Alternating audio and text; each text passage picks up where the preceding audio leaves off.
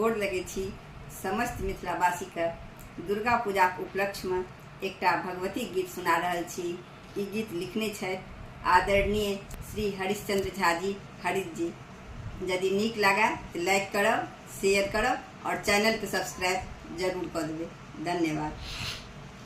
दुनिया संहारल झमारल एलौं जगदम्बा शरण में ना। दुनिया संहारल झमारल एलौं हम मैया शरण में ना। सहलौं बहुत आब कते हम सहबै, सहलौं बहुत आब कते हम सहबै।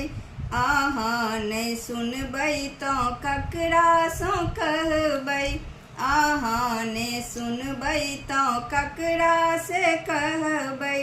कही कही के मारल हारल एलौं हम मैया शरण में ना। कही कही के मारल हारल एलौं हम मैया शरण में ना। दुनिया के हारल झमारल एलौं हम मैया शरण में ना। जनलौं ने झूठ सच बाम दहिन मैया, जनलौं ने झूठ सच बाम दहिन मैया। ऊंच नीच बुझलौं ने चिन्हलौं समैया, ऊंच नीच बुझलौं ने चिन्हलौं समैया। सब तरी संहारल बहारल एलौं हम मैया शरण में ना। सब तरी संहारल बहारल एलौं हम मैया शरण में ना।